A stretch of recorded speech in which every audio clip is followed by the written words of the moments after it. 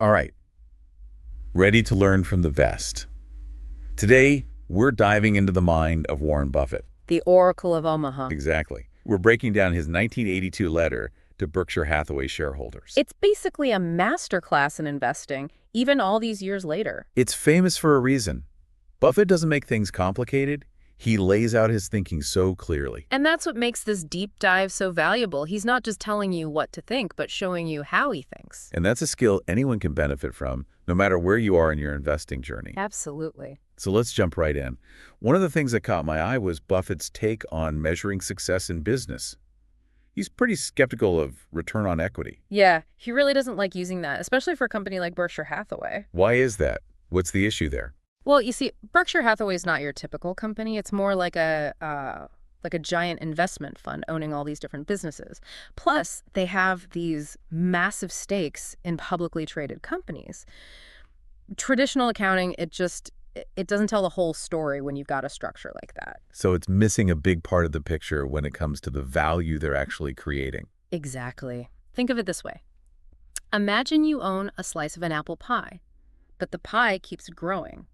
That's kind of like Berkshire Hathaway with their investments. Okay, I like where you're going with this analogy. The way we usually do things, looking at accounting earnings, it's like we're only valuing the slices we take out to eat. I get it. They might be getting those dividends, but the real growth, the real value is in the whole pie. Exactly. And that's why Buffett prefers to use what he calls economic earnings. So it's a much bigger, broader way of looking at things. Right.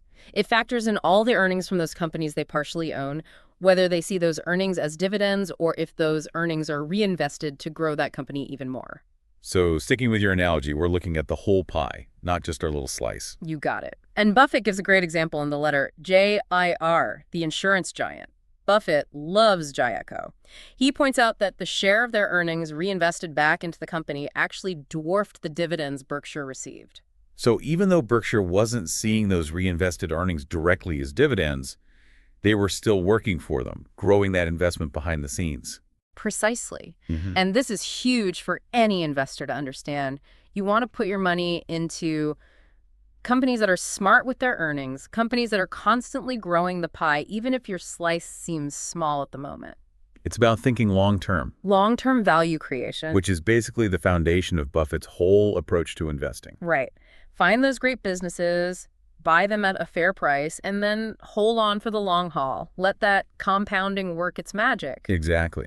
And this leads us to another fascinating point in the letter, his brutally honest assessment of the insurance industry. He compares it to selling sugar. Yeah, it's a pretty striking comparison. It must ruffle some feathers in the insurance world. So Yeah. what's he getting at there? He's saying that for a lot of insurance companies, it's become a commodity business.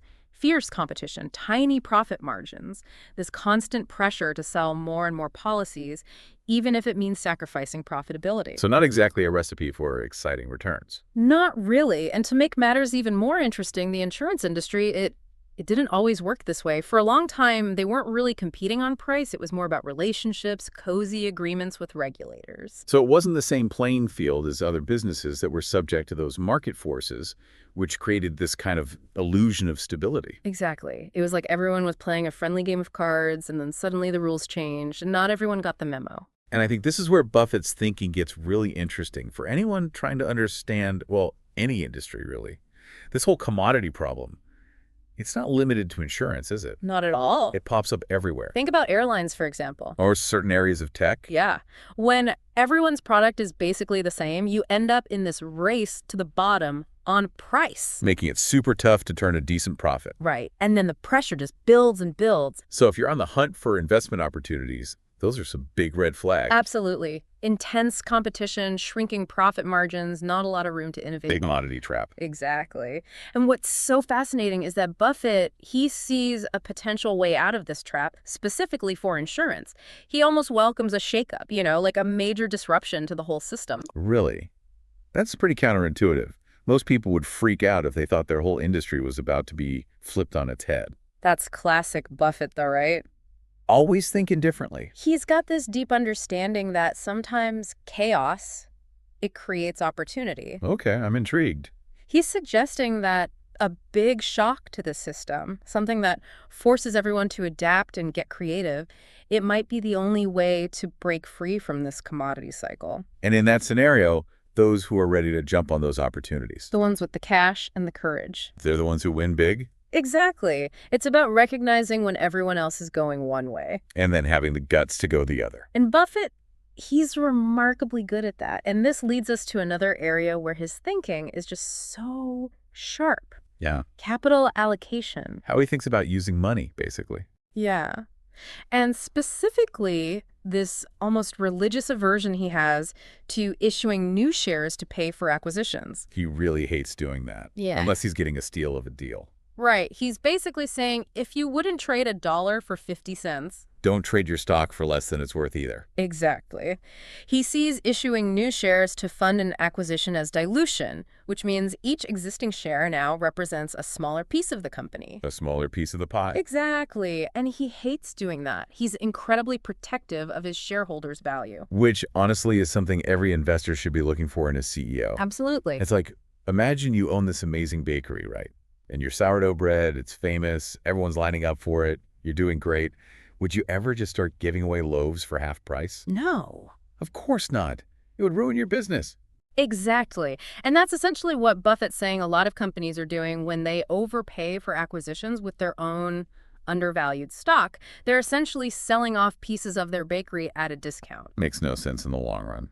None whatsoever. And he even shares this great story in the letter about an acquisition Berkshire almost made back in 1982. Oh yeah, this is a good one. It thankfully fell through, and he actually jokes about how dodging that bullet was one of their best moves all year. Which is hilarious. Yeah. But it also drives home this point about knowing when to walk away, even if something looks tempting on the surface. It's that discipline, that ability to say no, even when everyone else is saying yes, that really separates the great investors from the rest. It's about being patient, really sticking to your principles, and not letting your emotions drive the bus. Easier said than done, right? Oh yeah, I've been there. We all have. But I think that's why it's so helpful to study people like Buffett, you know. To see how they actually think. It gives us this framework That's a different perspective. so we can hopefully make smarter decisions, even when the stakes are high. Absolutely. So let's talk about what happens when companies do make those bad acquisitions.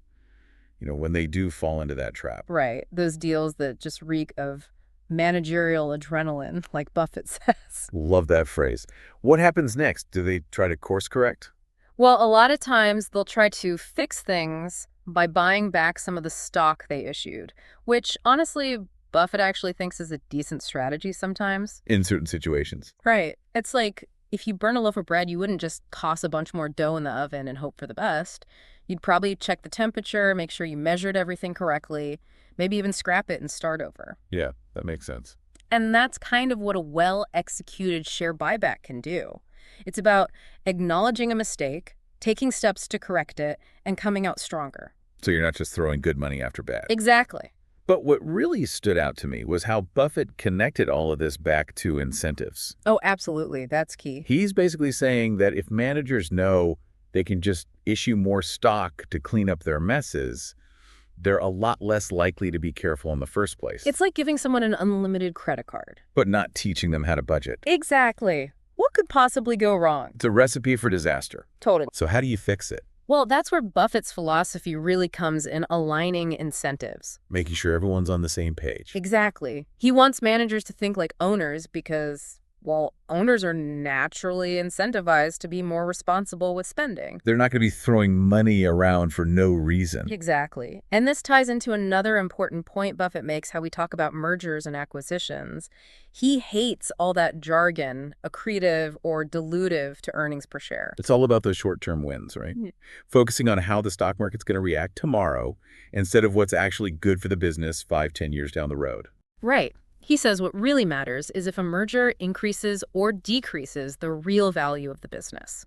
He even uses this phrase, accumulation of small managerial stupidities, to describe how even tiny dilutions over time they add up, like termites eating away at a house. Wow, that's an image. So we got to watch out for those termite deals. Yeah. And he also challenges how we talk about acquisitions in general, you know, like company A acquires company B. He says it's actually more accurate to say part of company A was sold to acquire company B. It's such a subtle shift, but it changes the whole way you think about the deal. Because suddenly you're forced to ask. What am I giving up here? Am I selling off a piece of my future at a discount? Exactly. And Buffett's saying that more often than not, the answer is yes. Which is scary when you think about it. It is. So he challenges those boards, those managers, to ask themselves one simple question. Would we sell 100% of our business on these terms? Because if the answer is no... Why would you sell even a tiny part of it? Exactly. You got to apply that same level of scrutiny, that same discipline, whether you're selling a little or selling it all. A bad deal's a bad deal. Doesn't matter how you slice it. And that brings us to what Buffett calls the double whammy of a bad acquisition. Right. First, you've got the immediate loss in value from that bad deal. The initial hit. But then there's this ripple effect. Like a bad reputation. Totally. The company's reputation takes a hit. Investors lose trust, which can actually push the stock price down even further. It's like getting a speeding ticket. You pay the fine, but then your insurance rates go up too. Exactly. You end up paying twice for the same mistake. Right. And as Buffett points out, the companies with sky-high valuations, the ones that consistently beat the market, they've got those management teams with a reputation for being responsible. They're careful with their money. Disciplined. And that pays off in the long run. Absolutely. So, wow, we've covered a ton of ground today. We talked about going beyond those traditional metrics, understanding those commodity industries, and of course, being so wary of those value-destroying acquisitions. We did. But there's one more thing I think is important to highlight from Buffett's letter. He spent some time reflecting on two of his managers who retired that year, Phil Leach and Ben Rosner.